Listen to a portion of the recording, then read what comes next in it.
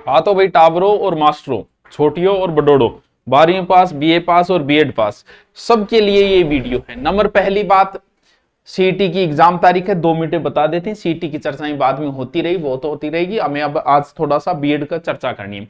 तो आपकी जो सम्मान पात्रता परीक्षा जो सीईटी है, कौन से लेवल की, 12वीं वालों को जल्दी किए, बोल इनका सिलेबस छोटा है, हम जल्दी कर देते हैं। 23/10 से लेके 25/10 तक होगा, ठीक है। 10 महीनों कौन सा हुआ है, अक्टूबर। और ग्रेजुएशन वालों का थोड़ा सिलेबस बड़ा है, इसीलिए हम उनका समान पात्रता स्नातक की एग्जाम जो है वो आपकी करवा देते हैं। कब? वो करवा देते हैं दिसंबर में। यानी सीईटी की एग्जाम डेट आ गई है, बस इतनी बात बतानी थी। अब हम चलते हैं रीट की चर्चा करते हैं, और पूरी चर्चा करते हैं भाई साहब, एकदम खुल के चर्चा करते हैं। किसकी? रीट। रीट आरांगो दिल टूटे डोए, 2 वजह टूटने को, एक तो पिछलो पेपर और एक पिछला पद। पेपर का तो हम कह नहीं सकते भाई, पेपर का अपना लेवल है, कभी भी कैसा भी आ सकता है। पेपर चाहे पोस्ट 50,000 आए या पोस्ट 5,000 आए, लगेंगे वही जो तैयारी करेंगे। बिना तैयारी वाला तो फिर भी नहीं लगेगा। पेपर आसान हो तो भी कौन लागे, पेपर टफ हो तो भी कौन। मैं अगर बात पद की करूं तो आ गारंटी दे सकूं कि पिछली बार 5,000 पद को नहीं आया।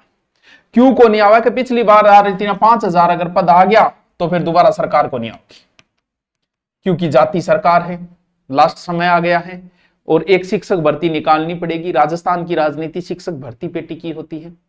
तो कितने पद आ सकते हैं? लेवल फर्स्ट और लेवल सेकंड। जो अभी अभी नए नए बच्चे, उन्हें तो यही नहीं पता कि लेवल फर्स्ट कौन सा होता है। कई बीएड भी सोचा आपनो लेवल फर्स्ट है, जान लेवल फर्स्ट मतलब आप टॉप अपना बीएड के रेडी ना होना। लेवल फर्स्ट बीएसटीसी में, और लेवल सेकंड क्या है? बीएड की में जो डारी है वो। पद की अगर बात करें तो डीपीसी होने के बाद लेवल फर्स्ट की लगभग 15,000 समथिंग, और इसकी 12,000। तो गारंटी ले गई थी, बिल्कुल ले लेंगे, क्योंकि 5,000 पे तो आने से रही, आएगी तो सरकार नहीं आएगी। लास्ट साल है, आचार संहिता अगली साल के लास्ट में लगे, उससे पहले पहले भर्ती तैयार करनी पड़ेगी, ज्वाइनिंग देनी पड़ेगी। यानी या तो इस माह या नेक्स्ट माह है रीट पहले प्री होगी। प्री के लिए कोई पद बताना और जरूरी नहीं होता। प्री के बाद हम जिसे मेन बोलते हैं वो मेन एग्जाम है, वो 3rd ग्रेड की परीक्षा है जिसे हमने मेन नाम दे दिया। तो प्री का एग्जाम होगा। प्री इस महीने या अगले महीने नोटिफिकेशन आ जाएगा, दिसंबर या जनवरी में मान के चलो आपका प्री होगा। और 2027 में ही ज्वाइनिंग मिलेगी, 2027 में ही मेन काम होगा सारा का सारा। यानी 2027 में इस काम को कंप्लीट करना पड़ेगा। भी सरकार नहीं चाहती अपनी छवि खराब करना, सरकार ऐसा नहीं चाहती है कि हम दोबारा न आए। हर सरकार जाते समय कुछ भर्तियां निकालती है कुछ, तो वो आपके काम की चीज है। यानी प्री पास करना है, फिर मैंने सर मेरा पिछला प्री पास है, बहुत बढ़िया, बहुत ही अच्छी बात बताई है, तो तेरा पिछला प्री पास है। जिस बच्चे का प्री पास है वो या तो इसमें किसकी तैयारी कर रहा है, सीईटी में, तो सीईटी अगर उसका पास नहीं तो आराम से सीईटी तैयारी करो। तो सर हम रीट की कब करेंगे? तो मेरे बच्चे कोई टेंशन नहीं है, जीके तैयार हो रहा है, इधर मैन में भी तो जीके ही है 60-70%, क्या फर्क पड़ जाएगा? जब मैन की भर्ती आएगी तब भी काम हो जाएगा। इधर भी सब्जेक्ट तेरा हिंदी इंग्लिश वगैरह कुछ है तो इधर भी सब्जेक्ट में हो जाएगा, कोई टेंशन लेने की जरूरत नहीं है। जिसका नहीं है उसे तो भाई तैयारी करनी पड़ेगी प्री की। पहले प्री की है फिर मेन की है। अगर जिसका प्री पास हो जाता है, देखो बच्चे सारे प्री में ही पढ़ने आते हैं, और मेन में ज्यादा ऑनलाइन नहीं पढ़ते क्योंकि जीके का पोर्शन ज्यादा है। साइकोलॉजी वगैरह प्री में हो जाती है, सब्जेक्ट प्री में हो जाता है, फिर जीके बचता है, क्योंकि जैसे साइंस का बच्चा है उसको जीके नहीं आता है तो वो जीके के लिए कोर्स खरीद लेता है। ज्यादातर मेन में बच्चे कम आते हैं, जैसे हम कोचिंग करा रहे हैं, कई सालों से करा रहे हैं, हमारे पास प्री में ज्यादा आएंगे, मेन में कम आएंगे। जबकि मेन में ज्यादा आना चाहिए, हमारी जीके की टीम बहुत सॉलिड है मेन में, लेकिन मेन में नहीं आएंगे। क्यों? क्योंकि जीके का ज्यादा होता है तो वो घर पे ही पढ़ लेते हैं। अब बात यह कि सब्जेक्ट का चयन नहीं पता बहुत सौ को, जो अभी नए आए हैं उनको भी पैटर्न क्या रहता है, क्या सब्जेक्ट चयन कैसे करें, क्या करें। तो पहली बात तो है कि भले ही आपका रीट लेवल फर्स्ट है या रीट लेवल सेकंड है, एक सब्जेक्ट तो आपकी सेम रहना है दोनों में। कौन सा? मैं इधर रीट लेवल फर्स्ट लिख देता हूं, इधर रीट लेवल सेकंड लिख देता हूं, दोनों को साथ साथ में बातें कर लेते। पहला 30 नंबर का होता है साइकोलॉजी, बाल मनोविज्ञान, इधर भी होगी साइको, और ये मेन में भी आपके काम आनी और प्री में दोनों में ही काम आनी। फिर आपको 2 भाषाओं का चयन करना पड़ता है, ठीक है। दो लैंग्वेज का, इधर भी करना है और इधर भी। अब यहां एक बात को समझो आप, जो दूसरी लैंग्वेज है उसके बारे में। पहली लैंग्वेज आपको हिंदी ही लेनी है। क्योंकि ये लेनी है, हिंदी होगी, मुझे पता है। पहली लैंग्वेज आपकी हिंदी है। अब दूसरी लैंग्वेज, जैसे किसी को उर्दू अच्छी आ रही है, उसे कुछ नहीं सोचना, उर्दू लो। जिसको पंजाबी अच्छी आ रही है, कोई टेंशन नहीं, पहली या दूसरी जो भी उसको लेनी है पंजाबी लो। लेकिन दुविधा में तो वो है ना जिन्हें ना तो संस्कृत आती है और ना ही मेरी तरह उनको इंग्लिश आती है। बड़ी समस्या तो यह है कि सर हम दूसरी लैंग्वेज संस्कृत लें या इंग्लिश लें। तो अगर भाइयों और बहनों राजस्थान अंग्रेजी में कमजोर है, English is not come to Rajasthani, राजस्थानियों को इंग्लिश तो आती ही नहीं है मेरी तरह, यहां आपको क्या करना है, मेरा अपना व्यू है, आप अपने हिसाब से कर सकते हो, जो मर्जी वो करो। अगर आपको अंग्रेजी थोड़ी बहुत आती है और आपने पढ़ी है थोड़ा बहुत है तो ही इंग्लिश लेना।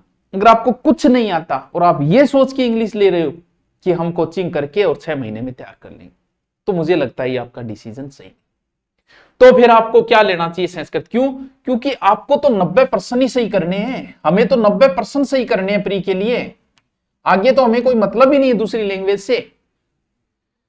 अगर आप संस्कृत लेते हो तो आपके क्या फायदा है, शिक्षण विधि इधर हो जाएगी तैयार, वही शिक्षण विधियां संस्कृत में, और आप अब इंग्लिश में शिक्षण विधि आएगी, आपकी समझ में नहीं आएगी क्या लिखा हुआ है। तो संस्कृत को आप समझ के शिक्षण विधि के उत्तर तक पहुंच जाओगे। जो संधि यहां है वही संधि यहां है, फर्क इतना ही है कि अपने स्वर संधि के 5 भेद है, संस्कृत के 8 भेद है। वही समास है, वही उपसर्ग है, वही प्रत्यय है, यानी लगभग चीजें आपके सेम है, लगभग चीजें। तो आपकी पकड़ जल्दी हो जाएगी। आप अगर 30 में से ये सोचो कि 10, 12, 15 क्वेश्चन में सही कर दूं तो आपके 90 तक पहुंच जाओगे आप। अब आपको कुछ नहीं आता, अगर इंग्लिश आती है तो ही इंग्लिश लैंग्वेज लें बच्चों, वरना पंगा न ले। क्योंकि आपको ये वहम होगा अच्छा टीचर का अच्छी जगह कोचिंग करूंगा और 50,000 फीस दे दूंगा, जब मन इंग्लिश आना लीजिए को नहीं आनी मुना, बहुत मुश्किल काम होता है। इसीलिए बहुत कुछ आता है।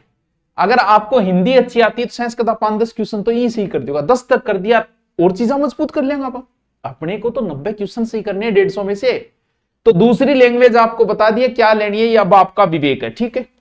नंबर 3, यहां क्या होगा, और यहां 30 होंगे, 30 होंगे, 30 क्वेश्चन इसके हो गए, 30 इसके हो गए, फिर आगे बचे 60 और इधर भी बचे 60।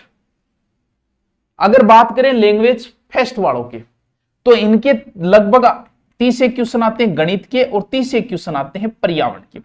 अब वो पर्यावरण में जीके के टाइप की, पर्यावरण में कल्चर जोड़ रखी है, पर्यावरण में लोक देवता जोड़ रखे है, वो पर्यावरण टाइप बोल देते हैं उसको, ठीक है, पर्यावरण अध्ययन हो गया।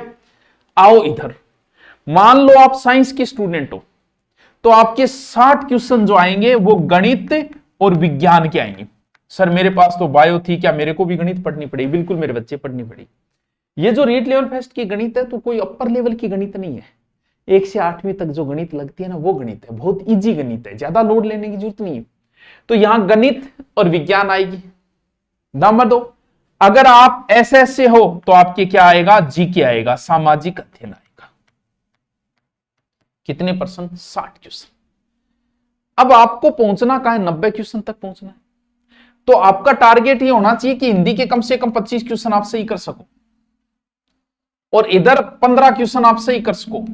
साइकोलॉजी की गारंटी नहीं दी जा सकती। अगर साइकोलॉजी इजी आई तो आप 25% सही कर दोगे। अगर साइकोलॉजी इन्होंने बना दी अपनी औकात के हिसाब से, हाँ मूल किताबें अगर ले ली तो 5 भी नहीं कर पाओगे, लेकिन नेगेटिव मार्किंग नहीं है। आप नाना करते हुए 90 क्वेश्चन तक पहुंच, फिर 60 ये बच गए, इनमें 30 एक कर दोगे, इतने वाले पहुंच जाओगे आप 90 क्वेश्चन तक। तो वैसे प्री लगभग पास हो जाता है, बहुत ही कम रेयर केस है। अब जिन्हें साइकोलॉजी की स्पेलिंग ही नहीं आती भाई उनकी तो कोई गारंटी नहीं दे रही, बाकी आप आराम से पास करें। अब बात है कि कोचिंग की बात है तो देखिए ये भाषाएं हैं, साइकोलॉजी है, गणित है, तो कई बार कोचिंग इन पहली बार अभी बीएड करके आए हो तो कोचिंग की आवश्यकता हो जाती है और कई दिनों से इंक्वायरियां भी चल रही थी। तो हम रीट का बेंच लेने जा रहे हैं, ऑफलाइन भी ले रहे हैं ऑनलाइन, लेकिन ऑफलाइन ज्यादा बच्चे आते हैं इसमें। तो ऑफलाइन में जो बेंच शुरू कर रहे हैं हम वो 24 जून से शुरू कर रहे हैं। कहां कर रहे हो सर? तारानगर में, जहां पहले करते थे। कहां? गुरुकुल। क्या फीस है सर? कुछ फीस नहीं है भाई हमारी, समाज सेवा चल रही है हमारी, नॉर्मल सी फीस है 5100 रुपये। किसकी? रीट की। सर क्या करवाओगे इसमें? सब कुछ करवाएंगे।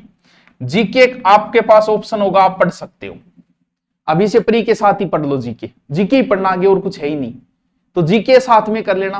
प्लस आपकी तीनों भाषाओं की क्लासें होगी और सारा जो भी मैटर उसकी पूरी क्लास होगी, साइकोलॉजी की भी होगी, यानी रोज 7 से 8 घंटे क्लास लगेगी। 3-4 महीने में एग्जाम से पहले पहले आपका प्री आराम से क्लियर हो जाएगा।